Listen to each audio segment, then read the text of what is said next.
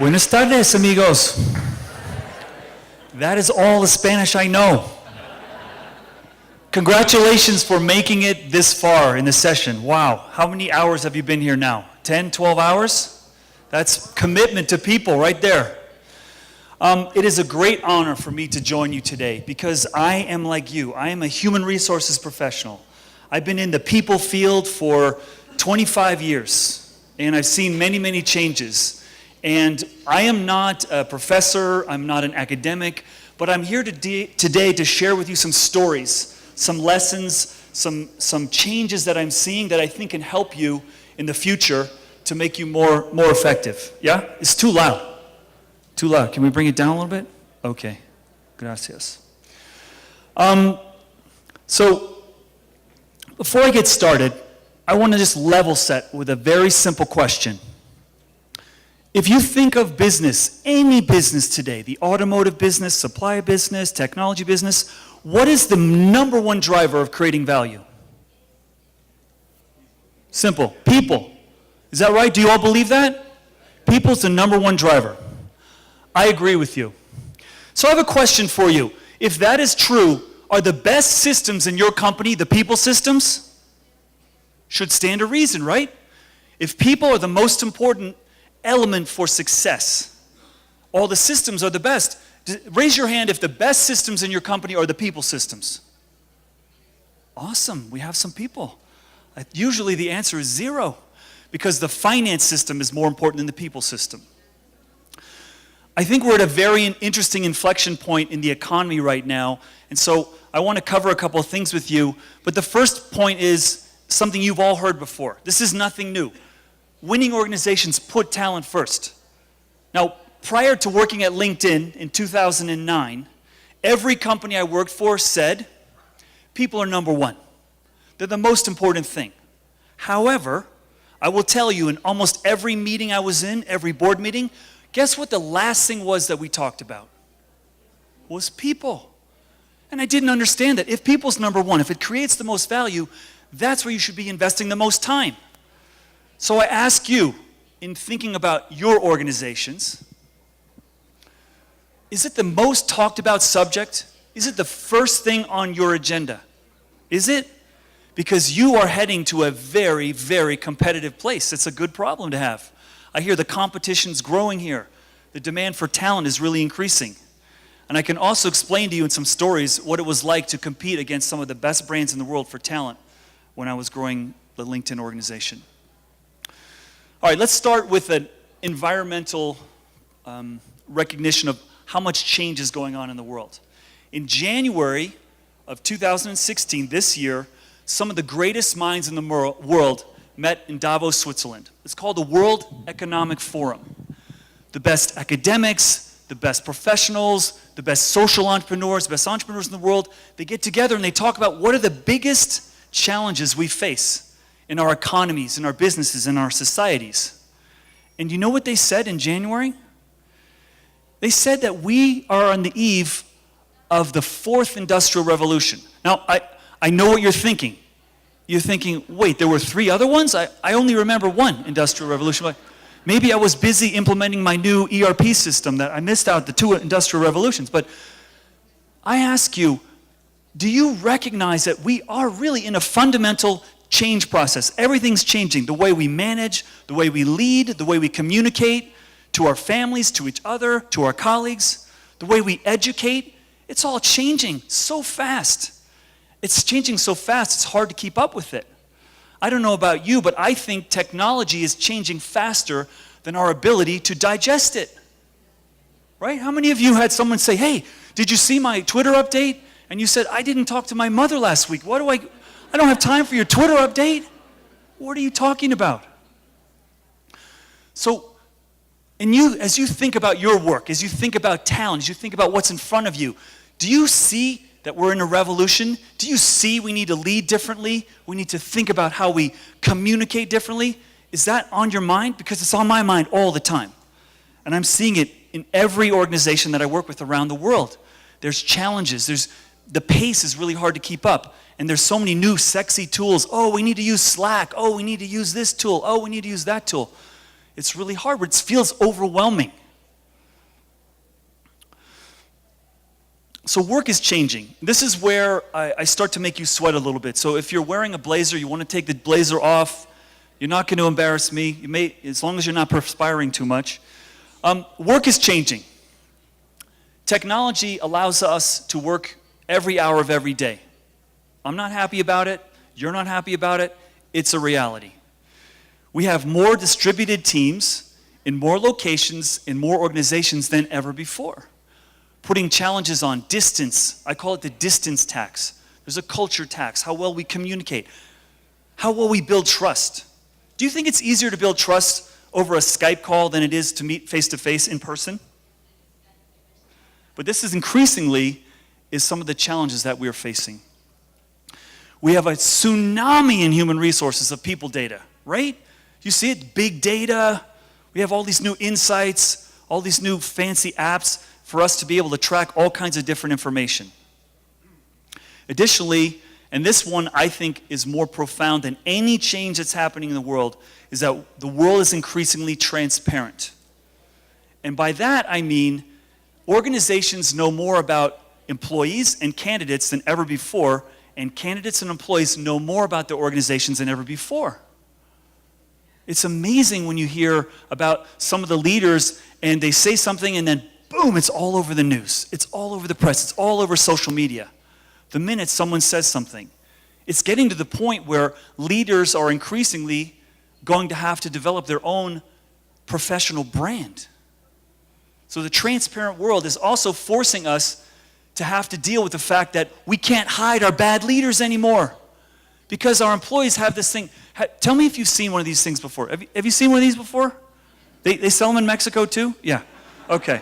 So this is what I call a device that makes your employee your public relations department. I hate my boss.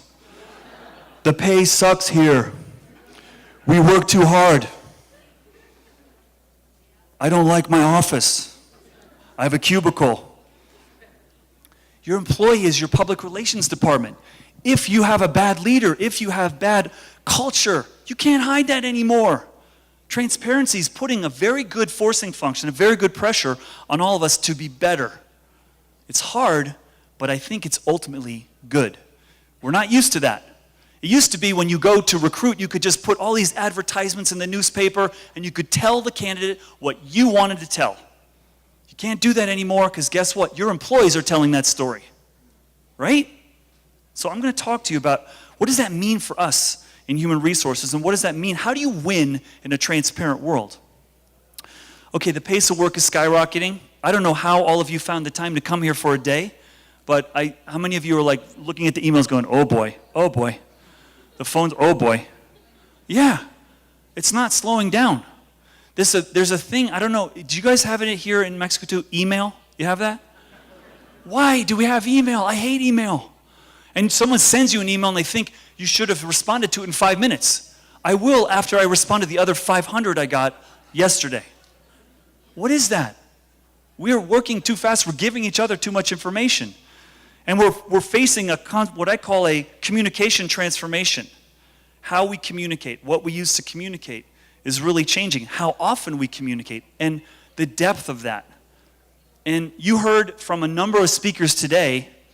I didn't because I can't speak Spanish. My parents made me learn French in school, so I apologize for that. My kids are learning Spanish. You'll be proud of me.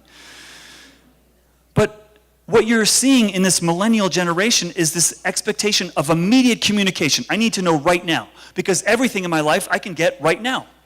I can get information right now. I get sports news right now. I could get things delivered to my house right now. I could get whatever I want right now. Why did the organization make that decision? I want to know why. And they feel like they have a right. How many millennials in the room? Because I'm going to talk dirty about you for a second. I don't want to offend you. Oh, okay, we got some millennials. Okay. All right, and especially in the back. Wow. They're closer to all the free food. That's where they are. Yeah. That's another thing they expect. Free food. But this whole millennial generation, we joke and we can make fun of it, but every generation faces something new. It just so happens technology and generational differences is creating an even bigger divide, an even bigger challenge for us to reconcile. So millennials, take it easy on us. We got to learn how to deal with you people. This last point, I don't know if you feel it as much as I do, but companies are growing and dying faster than ever before. You know, Airbnb and Uber are not even 10 years old, and they're revolutionizing an industry. Snapchat came out of nowhere. They got bought for, or they want to be sold for like $1 billion. And you got Facebook, they just turned 10. They're still dealing with pimples and acne and all kinds of, organizational growth problems. LinkedIn, another one, I think they're 12 years old. But how does that make you feel if you are in the taxi driving business right now and Uber's just going and Lyft going and going? Does that make you feel comfortable? How do you feel if you're in the hotel industry and then you've got this Airbnb thing and people can stay in people's houses all over the world? You feel good about that? Business models are being challenged faster than ever before. Okay, I'll tell you a story. I had a great fortune in my time working at LinkedIn to sit next to the founder of LinkedIn, Reid Hoffman. And Reid is the only billionaire in my network. He's my best friend, Reid. And one day, I was talking to Reid as a new employee, and I was saying, so Reid, LinkedIn, what business are we in, and who's our biggest competitor? And I said, because we sell a recruiting product, we sell a subscription product, we sell marketing business. What business are we in? His answer to me is the answer to what we face in business today, the biggest challenge. You know what he said? He said, my biggest competitor is the company that hasn't been invented yet. A paradigm that will grow and knock my business completely into irrelevancy. And it's happening. We could name more and more companies that came out of nowhere and knocked out an industry. Do you remember the film company, Kodak? Yeah. They should talk to the taxi drivers. It's not a good idea to hang on to old business models. So this company lifestyle is making us feel increasingly paranoid. I think it's good. Competition is good. You should love the fact that your competitors are right next to you. I lived at LinkedIn from 400 to about 4,000 employees, and you know who my neighbor was? They surrounded me. Google. I hate Google. They stole my employees from me. They paid more than me. They paid 5 times what I paid. They had beautiful offices. They had sushi chefs. They had lunch, and Madonna was coming to talk, and Lady Gaga. And I was like, how do I compete with that? They're so sexy. I have nothing. I'm serious. This was the problem. I lived with competition in my backyard. We had to do new hire orientation to train our employees how to not get hit by the Google buses that were taking hundreds of employees to San Francisco and to Mountain View, California. No joke. That's real. Competition is good. You should welcome it because that is where innovation happens, when you're really stretched and you really feel it. Okay, so that's not all that's changing. Employees' needs are changing. Some of them are in here, the millennials. They can tell us more about it. Here's something that I'm seeing. I'm feeling like the sense of community because of technology, because many people don't even need to leave their house to buy groceries, to get the information they need. They can have everything delivered. That the sense of community at home, because we're always working more and more, the sense of community is under stress, it's under challenge. And that work increasingly is becoming a place where people are finding or can find a sense of purpose, a sense of community. Employees want that more and more. They want to belong to something real. And this is where opportunity begins for us in the talent field. This is who we are. We build community. We know relationships. We are the glue of what holds people together. People are wanting this more and more at work, finding meaning. Because work and home is blending. You know, people say, oh, Steve, how did you do work-life balance at LinkedIn? Or when you were at Cisco, how did you do work-life balance? I said, oh, it was simple. At Cisco, we just said, it's a part-time job, only the hours you're awake. I'm waiting for the translator to hit. Okay, good. So employees are looking for this more and more at work. They're looking for something, and it's not just a job anymore. I think employees want adventures. They don't want just a paycheck. They want something that's interesting and going to challenge their mind and help them grow, and they want to feel like they can make a difference. And I think this whole millennial generation, they want to be happy now. Not 5 years, not after they go through your 6-year rotation program. That doesn't work anymore. We have to be able to provide immediate challenges and recognition in ways that we haven't done before. This consumer mentality that I can get everything now is driving a lot of this. And I also think one trend that I'm seeing hit a lot of organizations is this feeling that they need everything customized and personalized for them, for me. I want to know that this job is right, that this work environment is right, that I fit and they fit me, and this increasing sense of customizing it. And that's also putting a challenge on organizations today. Lastly, and this is happening especially in knowledge worker organizations, tenure is declining. And tenure is how long people stay at companies. Forbes magazine conducted a study, maybe Gallup did too, I don't know. And they looked at organizations and they said, in the next 5 years, we believe the average length of time a knowledge worker will stay in a company is, wait for it, 1.8 years. Okay, so if you believe that, or maybe if you believe 2, how does that make you feel about your learning and development program? Are you going to invest a lot in your people if they're going to leave? You're going to have more ex-employees than employees in the future. So guess what? Lesson number 2 here. Your ex-employees are more important to you than ever before. Your alumni. Why? Because they're going to be out there. Why? Because they're public relations for you. Why? Because they're a bigger number than ever before. You want them part of your family. There's an organization in New York, news organization, Bloomberg. Some of you know Bloomberg. And Bloomberg has an employment policy I call the Godfather policy. If you quit, you're dead to us. Don't ever come back. Don't think about us. Don't mention our name. We don't want you looking at Bloomberg magazines. You're dead to us. The Godfather strategy. And I've worked in organizations like that. As soon as you say you quit, it's like, okay, I'm not talking to you anymore. I feel rejected. I feel you don't like me. I feel you're dating someone more sexy than me. We can't do that anymore.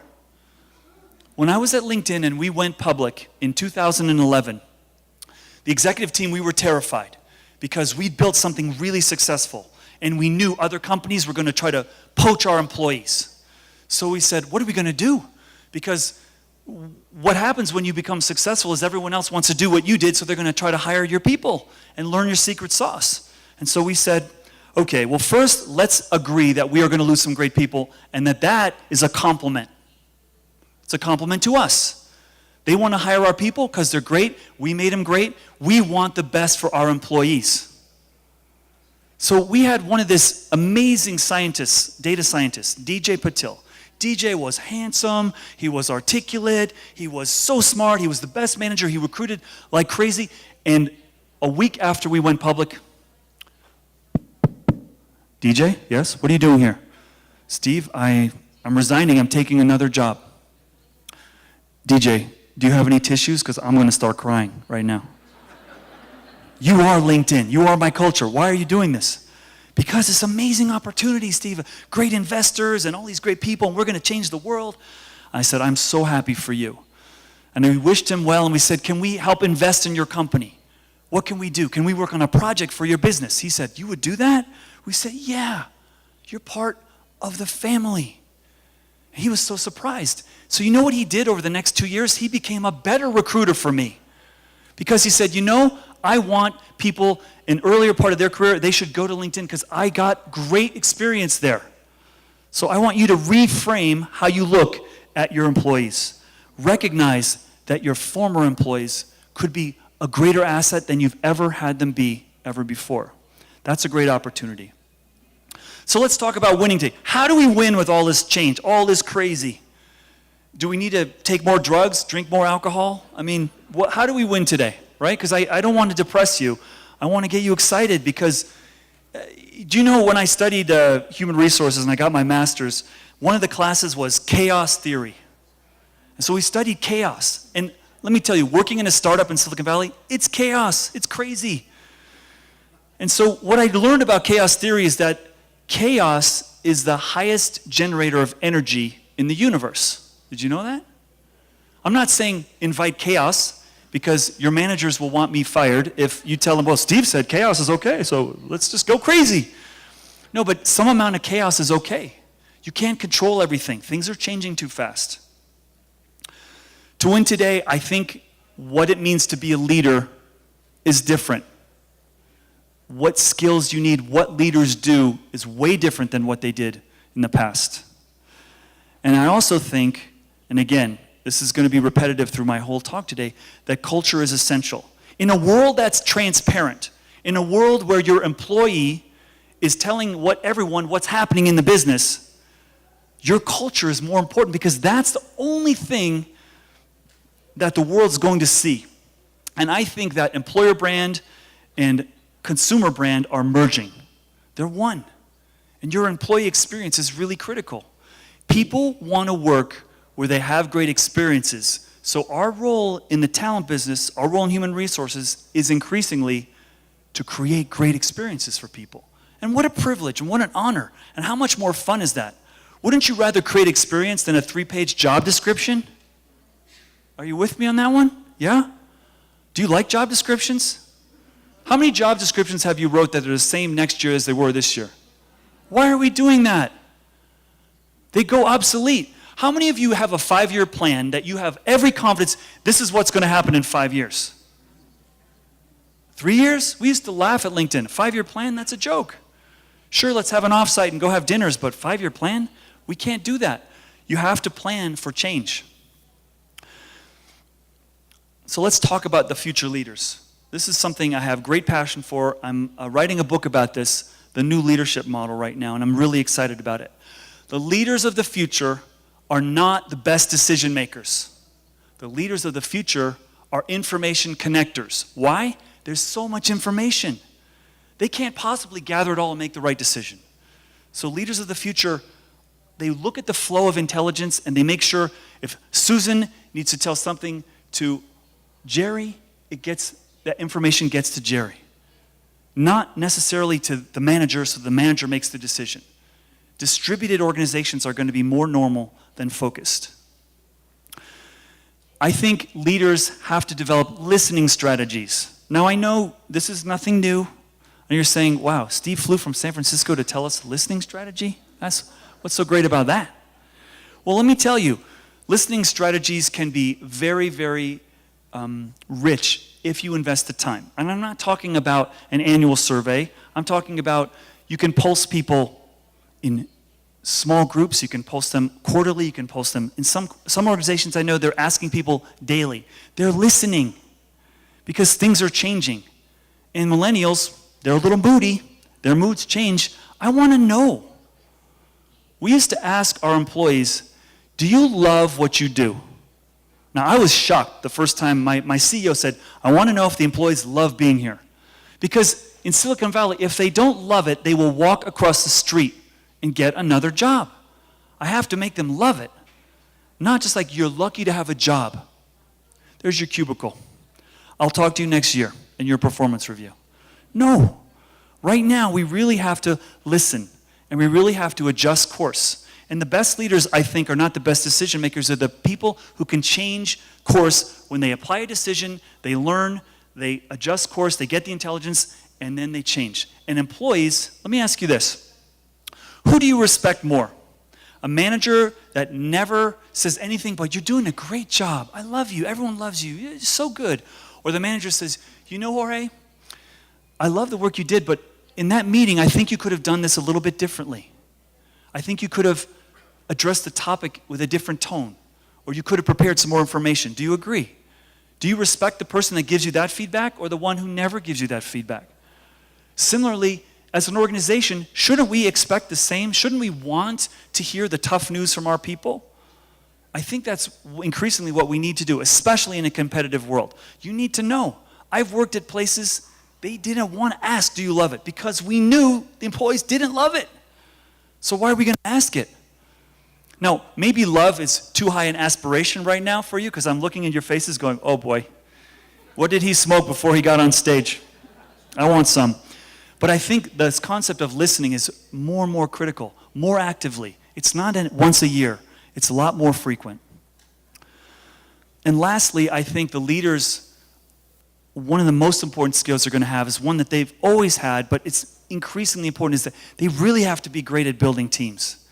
And they have to be great at changing the teams, because how long are people going to stay maybe? 2 years.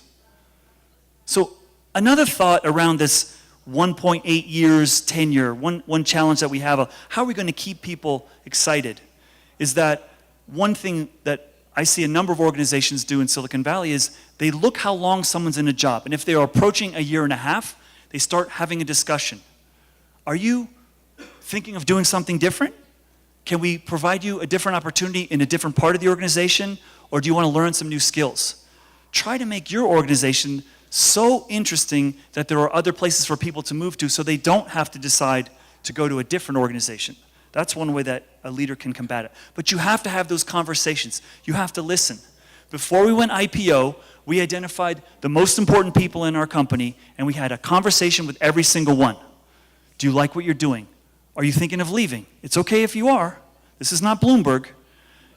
But if you are thinking of leaving, let's make sure it's for the right reasons. And if it's the right reason, we will help you.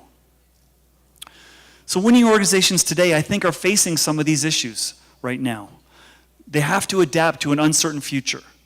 So this goes right at the heart of recruiting, especially in the world of knowledge workers. If you don't really know what business you're going to be in 5 or 7 years, you need a workforce that's going to be able to adapt and change. More important than really, really deep technical skills. You need to be able to create career adventures. I mean that. The world is transparent. Your employee is an opportunity. Show that employee an adventure. And I'm not saying every day is the circus, but I'm saying make it interesting. Change things around. And also hire talent that loves to learn. Because there's going to be new technologies and new skills coming out all the time. This is one thing I'm working with universities around the world, helping them prepare students for work life. Not for a technical skill, but for crazy, for chaos, in how they deliver education. Maybe we should have a class that we take while we're walking through the woods. Maybe we should have a class that's inside, outside. But change it up, change it around, so that people are used to that. This last point is one I've already talked about. See your alumni as family. That will pay you handsome rewards. Additionally, I think we need to communicate differently. I think this email from the top executive sent to everybody doesn't work anymore. Do you know at LinkedIn we made a choice? We said we will never send one email organization announcement. Not about a company that we bought or a competitive threat or a new hire or a restructure in the organization. We only told the employees the information about the org changes in a meeting like this once a week for 50 minutes. And if you didn't attend that meeting, you didn't know what was going on. We didn't say you have to attend the meeting. We said if you care about what's happening in the company, you should probably go, because there's not going to be an email about it. And so that meeting became like fun. And our CEO was very, very good. He's a good entertainer. And we modeled our culture in that meeting. And we created a shared experience that the organization, they all heard the news in the same way. All heard it at the same time. And we're all able to understand what was happening, communicate differently. Listening strategies and building community. As I said before, if we're working people all the time, they want to feel connected to something. And it is okay to bring the home, I think, sometimes into the office. We weren't as crazy at LinkedIn where we said, no pets here. People have dog allergies. We're not doing the pets. But we'll let you bring your kids some days if you want to. Sure. Bring your family in. I'll give you an example of a company that really did some very interesting things to build community in a minute. And if you want to win today, you have to invest more time on talent than anything else. Not human resources, because that's all we do. Your business leaders. They need to be, needs to be the most important thing for them. Early in my career, I had a mentor, and they sat me down one day. I think I was working in human resources maybe 3 years. And I said, so what advice do you have for me? And they said, well, Steve, HR is not about making employees happy. I went, what? We're not supposed to organize the company barbecue and the family picnic? We're not supposed to make them happy? No, that's not our job. And I went, oh my goodness. So what's our job then? Our job is to win. It just so happens happy employees win more. But the goal is not happy, the goal is win. Let's remember that. We want to win. I don't know about you. I'm in human resources because I love sports. I love trying to figure out who's best on the team, who likes working together, who plays better under stress, who plays better with lots of people, who doesn't play well with lots of people, who likes to work on their own, who likes to work at the night, who likes to work during the day, who likes to work with that crazy manager. I love that. That's what we're all about, assembling the team to win. Whatever the competition is, whatever the battle is. And that, I think, is increasingly the value that we bring to organizations when we're changing. Not about making people happy. This is where I think we miss the boat. Oh, engagement's about making people happy. No, it's about them believing we're on a winning team. And I'm happy and I'm proud about it. Happy comes after the winning, I think. All right. The good news is, for those of you interested in developing your listening strategies, you already heard from Gallup. They have some amazing ways of helping you. But there's also some really interesting ones coming out right now that are giving you different ways of checking the happy, the moods, whatever you want. Waggle's one of them. There's another one called Glint, and there's another one called Culture Amp. I'm not an investor in any of these. I'm not saying go out and use these technologies, but I'm just saying we're seeing more venture capital investment in human capital companies like this than anything, than any point in history. $2.5 billion was invested. I usually like saying $2.5 billion was invested in human capital solutions. That's pretty exciting. We're going to get more tools to be able to listen and to be able to respond and to be able to address what needs to be addressed in a crazy, chaotic, ever-changing world. That's good. Unlocking employee insights is important. Inviting people to have that conversation, important. This is not a once-a-year performance review discussion. This is regular. Get the rhythm. Get the strategy. We found out at LinkedIn a bunch of things worked for us. We had an all-hands meeting every week for an hour. We had town hall meetings. If something was broken or something wasn't working, we would have a special meeting. If you have a point of view on that, get together. For me, the big topics were, because we lived in San Jose and many of my young workers were in San Francisco, they want a bus to San Francisco. And I did the research, and it cost me $250,000 to run 2 buses a day back and forth from San Francisco to my office. I don't have $250,000. So then I said, oh, got a great idea. Google's running 500 buses a day. They're my next door neighbor. Let me go ask them if I can have the chance to have my employees use their buses. So, hi Google, Steve from LinkedIn. Steve who? Linked what? Steve from LinkedIn. What do you want? Can my employees go on your bus to San Francisco? No. Why? I thought Google is like do no evil. Like you guys are great. We use your products all the time. You're a customer. Proprietary information is discussed on those buses, Steve. You cannot use the buses. Oh, man. You guys are harsh. Skip levels. You all familiar with the term skip level? It is when if you have a direct report and they have people working for them, you meet with those people without your direct report in the room. Skip level. And a brown bag is an informal lunch where you get an executive to sit down with employees and say, what's happening? What can we do better? What are you seeing? What concerns you? One time at LinkedIn when we were going from 2,000 to 4,000, there was a big concern growing in the organization. We're becoming a big company. Oh, bureaucracy, emails, meetings, it's a nightmare. We don't want to be a big company. So we said, okay, don't schedule meetings and don't send email.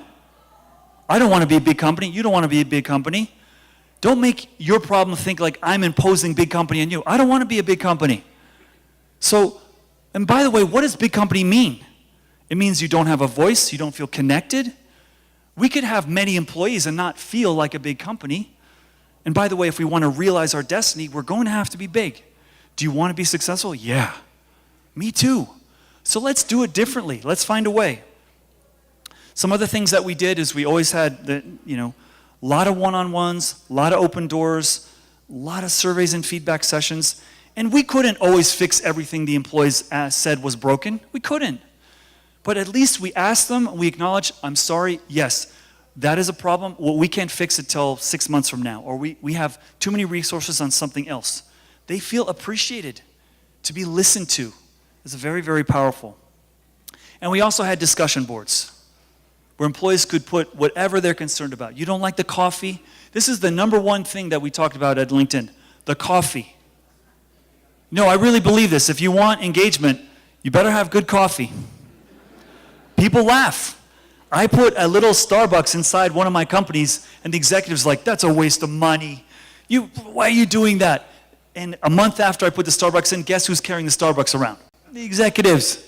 Yeah. I said, thank you. You can thank me for that. Coffee makes the world go round. So in a transparent world, as I said, your employee is your public relations department. So don't be afraid of that. Take advantage of that. Are you giving your employees experiences that they can tell the world about? Don't be afraid, because you can't stop it. When we were selling LinkedIn initially, some people said, my company won't let me use the internet at work. Oh, really? Did they just come out of a cave? The internet's not going away. They're going to go on the internet at home. Well, it's unproductive. What's unproductive? It's the most valuable research tool in the world. What are you talking about? It's not going to go away. But your employee experience is your brand. And this is something I'm seeing. People ask me, what trends are you seeing in recruiting? Employer branding is more invested in than ever before. I did a search on LinkedIn a few weeks ago because I was speaking at an HR conference. Do you know how many people on LinkedIn? Right now there's about 400 million people. 400 million people on LinkedIn. Do you know how many people have the title employer brand? Anyone want to guess? 1 million. 1 million people have the title employer brand. 10 years ago, I think that number would be, I don't know, maybe 100? Fascinating, because the world is transparent. That's why you need to help nurture. You can't control your brand. That's the other scary thing. I can't control what people think about my company. Can't. I can control what people experience in my company. That's what I can control. And that's really more important than ever. So are you creating these experiences worth sharing? Big question. Okay, I want to give you a story about experiences, a couple of stories. Cisco has this academy called Cisco Network Academy. And Cisco is very smart. I worked there for about 6 years, and they said at a certain point they were making a lot of money. We have to give back to the community. So how are we going to do that? So they said, how about we build network academies that train people to manage our networks in some of the poorest schools in the world. So we are helping educate. We're also building our talent supply, win-win, and let's have our employees teach those classes and go around the world. Do you know how proud the employees were when they announced that program? It was something where when you get the corporate objectives, the philanthropy objectives, the employee objectives all humming together, that's magic. That's magic.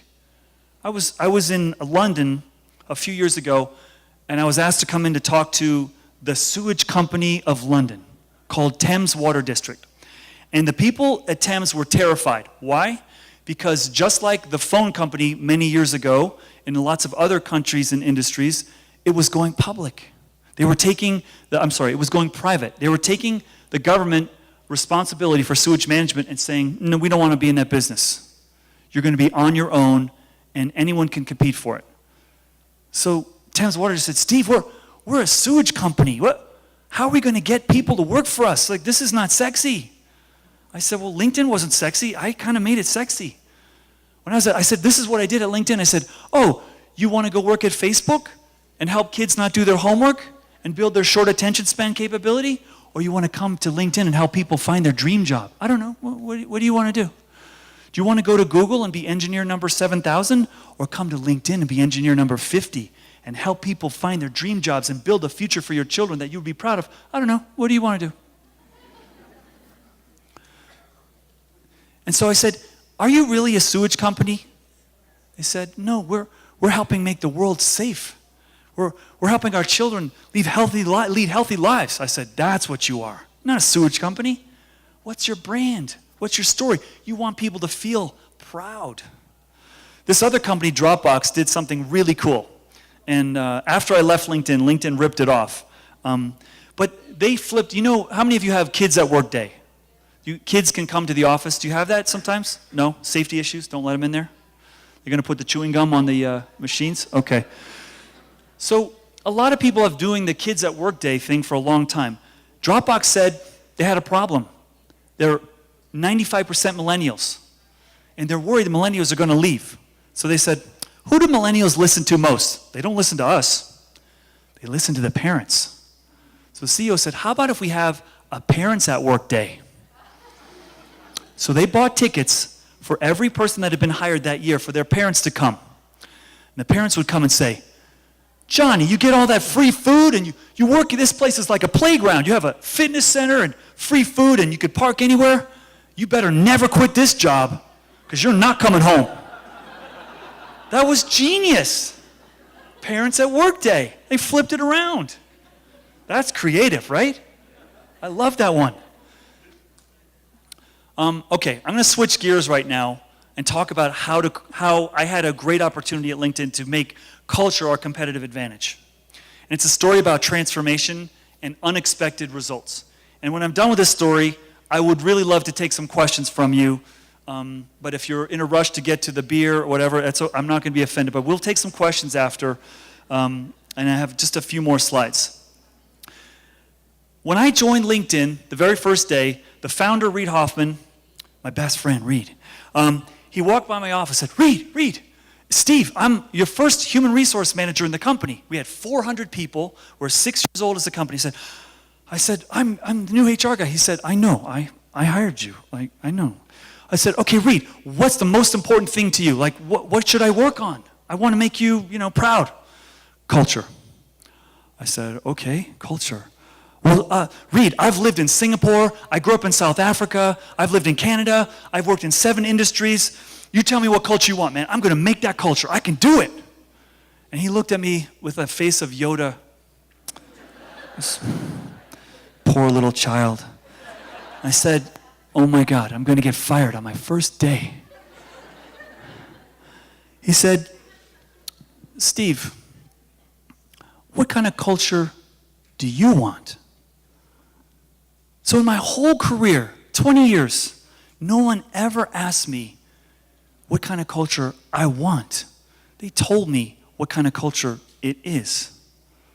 As a side note, millennials don't want to be told what the culture is. They want to help build the culture. I learned that lesson through this. So I said, I didn't take more than a second. I said, Reid, I know what culture I want. I want a culture where people love what they do. I want a culture where they can learn and grow and develop, where they feel valued and they can make a contribution, and they have a life. I have 3 children. I was the only executive to have 3 small children the whole time I was at LinkedIn. I was scared. And you know what Reid said after I told him these 5 things? He goes, me too. And then he walks out of my office. I said, what was that? Some Jedi mind trick? What the heck was that? 2 weeks later, I have my first executive candidate interview. And he's Sanjay for head of engineering position. Steve, you're the new head of human resources. What kind of culture is LinkedIn? Like, you're the culture guy. What kind of culture is it? I said, Sanjay, what kind of culture do you want? I'm not stupid, right? You know what he said? I want a place where people can make a difference, where people learn and work on the coolest technology, and they can grow and develop, and they feel appreciated. I was shocked. I was like, yeah. I said, Sanjay, that's what I want too. And we fist pumped, boom, and I closed him. We learned something at LinkedIn. Now it's different. Many of you work in organizations that have been around more than we have been alive. And the culture feels like hard marble, right? I was working in a place where the clay was soft and we could shape it. But there is soft clay in your organization. I challenge you. There are things that employees can touch and modify and contribute to that will make them feel like they're helping grow the organization in a way beyond just doing your job. This is the thing I found out in Silicon Valley. They don't just want a great job. They want to help build a cool company and want to be a part of it. And if they contribute to your culture in building it, they will stay longer, I believe. I really do. So this is the story of LinkedIn. I will skip to the end and then I will go back. In the time I was there, we went from 400 people to 4,000. I competed against the sexiest brands in the world. As I said before, Facebook, Google, Twitter, Groupon, Cisco. There's another company, maybe you heard of Apple? Yeah, they're right down the street from me. You try recruiting against Apple. All they do is they whip out the phone and everyone's like, oh my God. They go like this to the candidates. Follow the phone. Where do I sign? I say, we're LinkedIn. Change people's lives. It was hard, really hard. We were considered, in the last 10 years, the best performing IPO in the technology sector still today. When I was there, every year we doubled in size and we doubled revenue. That's not easy to do when everyone just got there. Do you know what the average tenure was? The average amount of time my employees, the whole time I was there at LinkedIn? 9 months. How do you grow revenue and double it every year when everyone's just trying to figure out where's the bathroom, where's the food, how do I park? They just got there. How do you do that? That is incredible. It's an incredible achievement that we realize. And we changed the recruiting industry. We disrupted an industry. And in short, we built a world-class company. But let me tell you something. And we're going to have to edit this out of the video because this is like an insider story I'm going to give you. This is the irony of LinkedIn's success. And this is a story for all of you that don't believe that you can achieve greatness if you've never done it before. On paper, we should have never been as successful as we were. We should have never been the greatest IPO. We should never have disrupted an industry on paper. It just didn't add up. If you were an investor, you would not say, yeah, they're going to crush it. They're going to dominate. No, you wouldn't. And here's why. Every single member of my executive team had never, except for me, been in the recruiting business. They'd never managed teams as big as we were managing when we hit about 2,000. They were all first-timers. They'd never done this before. Nobody had ever been IPO before. Our CFO, usually when you go IPO, oh, you have to have people who've been in an IPO. Nobody did. But you know what? We also had a CEO who'd never been a CEO before. First time. He was from Warner Brothers. He was in the entertainment business. Then he was at Yahoo. And then he came over to LinkedIn. Never had been a CEO before. So how, with a bunch of rookies and a first-time CEO, how do you account for that success? So after having left the organization about 3-4 years ago, I had a lot of time to think about this. One thing that we had more than anything, because we'd never done it before, we wanted it desperately to win. We wanted to be a great, great company. And that brought us all together. We wanted to do something we'd never done before. And we realized it. Some of it was luck. Some of it was skill. Some of it was definitely hard work. I worked harder in those 3 years. That felt like 10 years for me working there. Really intense. But we built something that is recognized today as one of the greatest companies in technology. What did Microsoft pay for it? $26.2 billion. So on paper, this wasn't supposed to happen.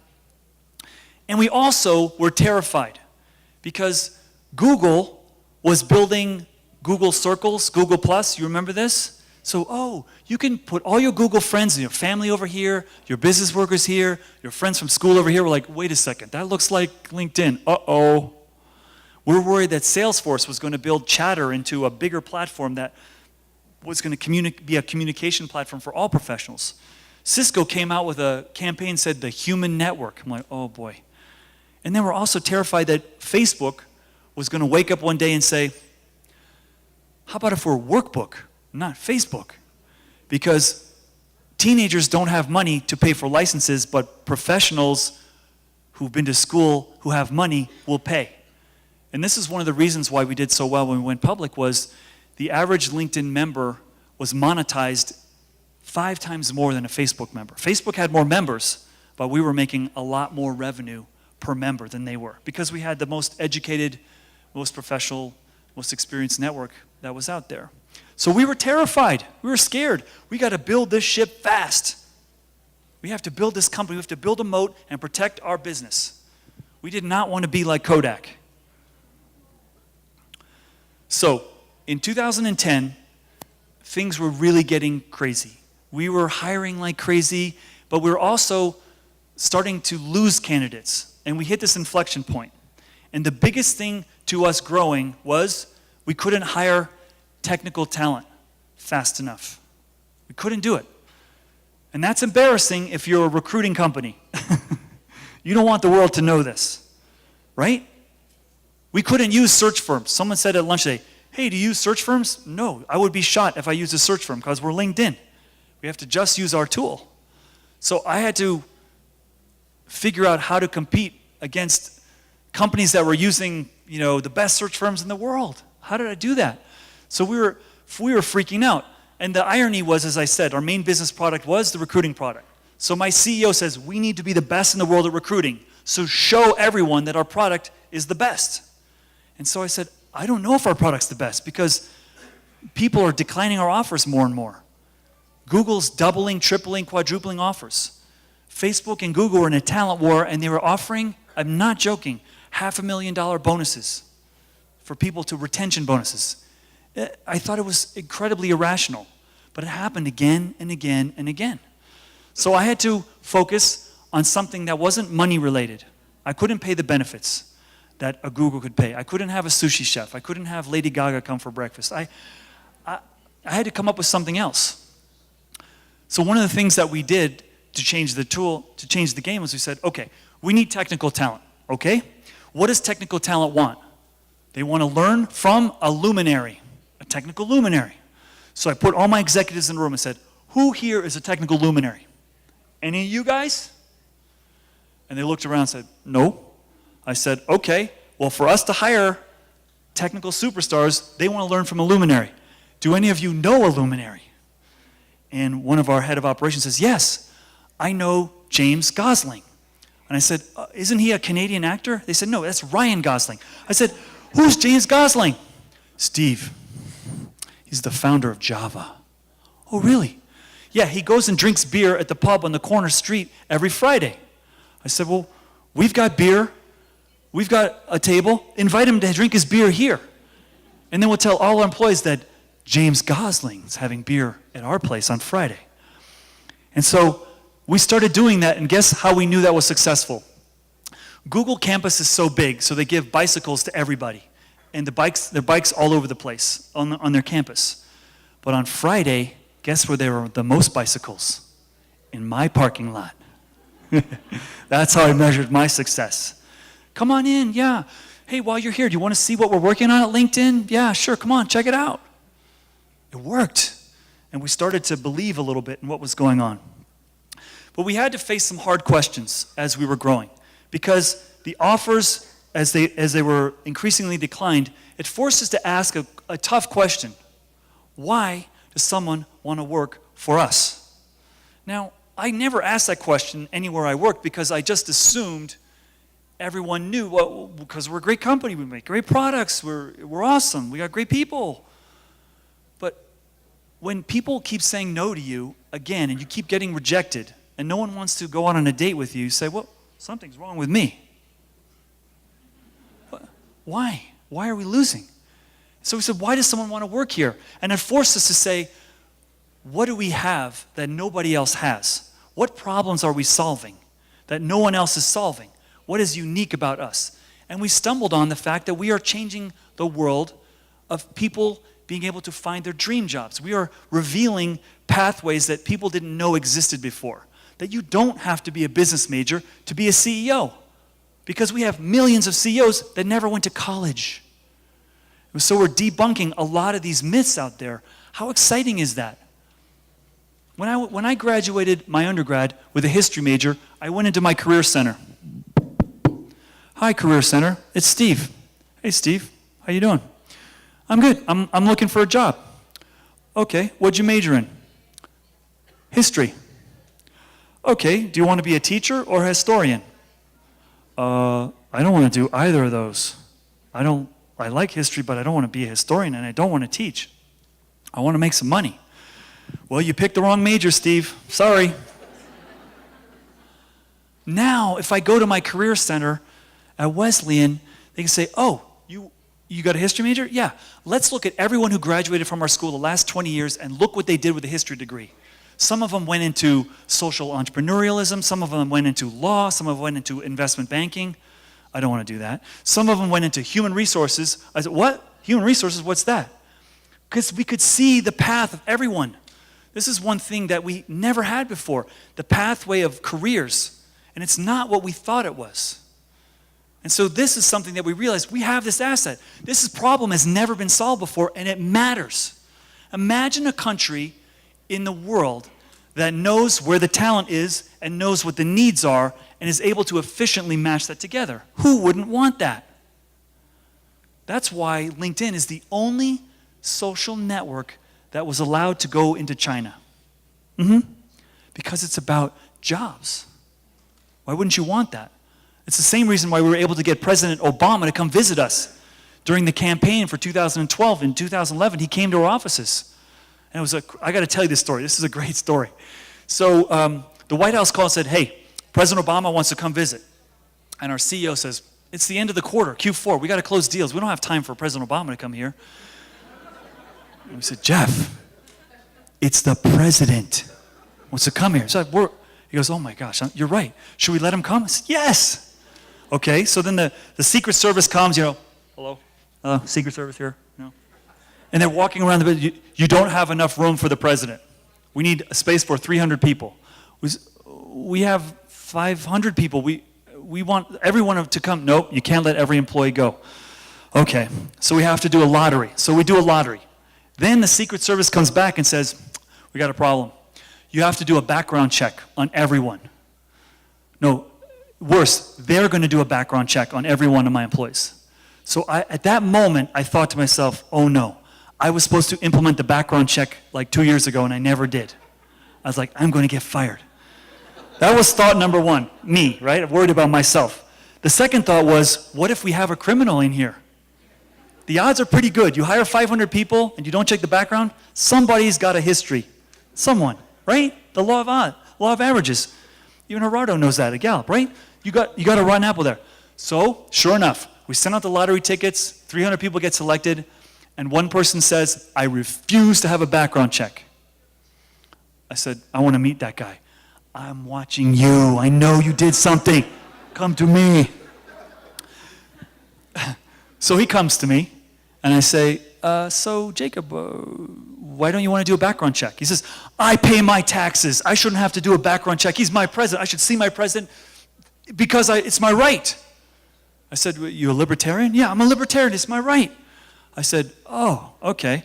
Well, give me your ticket because you're not going to see the president without a background check. He goes, okay. I'll do the background check. I said, whew, we're able to do that. The day the president joined us at LinkedIn, our membership jumped from 1 member a second to 2 members a second. Every one of my employees, when the president came, grew 2 inches taller. And I said to my boss, I know how we're going to drive engagement. We just have to get the president to come every year. It's like, easy. Let's go get the, president of Mexico, then Canada and UK. We get them. Everyone's going to feel good. But you know what? Our employees are like, wow, if Obama's visiting, we must be for real. This is great. So that forced us to really think deep and hard. And I offer that to you for you to ask that question. Why does someone really want to work for you? What is unique about you? Because it's there. I'm telling you it's there. And everyone needs to agree on it. We couldn't control the benefits. We couldn't control paying a lot of money. But we said, we will be the best company you ever worked for in your life. It doesn't cost me anything. Everyone I hired, I would say, what do you want to do? Oh, Steve, I want to have your job one day. Oh, you want to be a head of human resources? Okay, I will help you. I will get you experience with the board meetings. I'll get you experience with M&A, with compensation, immigration, relocation, benefits, recruiting. I will give it to you. If you give me your heart and your mind and your commitment, I will give you mine. And we made that contract. And that's when things started to change. And we offered this concept of career transformation. You come here and we will help transform the trajectory of your career.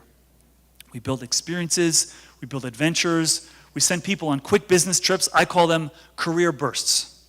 It's very different. If you didn't like what you were doing and it was, less than a year into your job, okay, we will move you somewhere else if you're a high performer, no problem. We brought in outside speakers, we had lots of learning sessions, we used my executives were my faculty, and it started to change. People started to believe.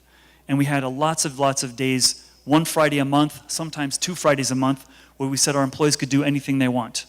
Again, remember, I had to do this because if I didn't, they would go across the street. They would get on a Google bicycle and find another place to work. This will be the best job you ever had. On my executive team at LinkedIn, we fought more than we hugged. But we agreed on one thing.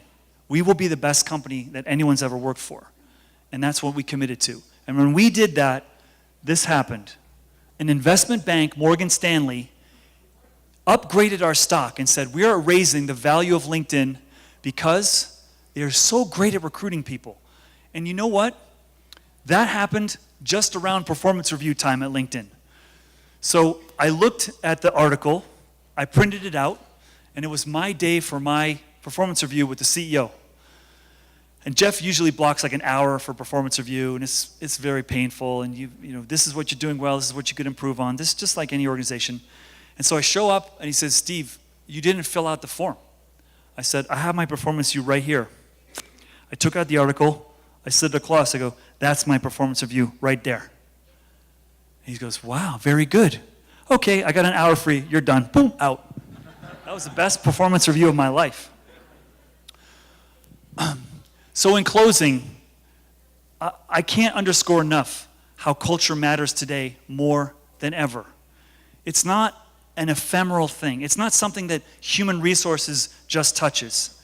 If you want to be a place where the best people go, you have to be a place that is the best for them, right? For you to get the best talent, they want to be in the best environment. You have to get out of the business of hunting. So let me put it a different way. You have to be some people infer this as the best place to work. It's not always the best place to work, not for everybody. But more than that, to win the war for talent in recruiting, I believe you have to get out of the war. You have to make yourself a magnet for the best people. That's why culture matters. Not because it's about making people happy. If you become a great place, the best people will find you, and you don't have to go hunt them. This is the thing about recruiting that drives me crazy. How much innovation have we had in the world of recruiting in the last 100 years? I need a job, I post a job, I get a recruiter, I go hunt the person, I find them, I hire them. What if I'm so great, people come to me? Then I don't have to hunt. I don't need a whole army. I don't need thousands and thousands, in some cases millions of dollars to recruit. That's why culture matters. And you get everyone engaged in that, magic happens. Trust me on that one. So in closing, I covered the new leadership skills. I believe it's time for a new talent agenda. I don't think there's a time in the history of human resources where we can make more of an impact. We have more data to make more data-driven decisions than ever before. We have more value that we contribute than ever before. So let's take advantage of that and build something really, really special. This is what I do for my life now.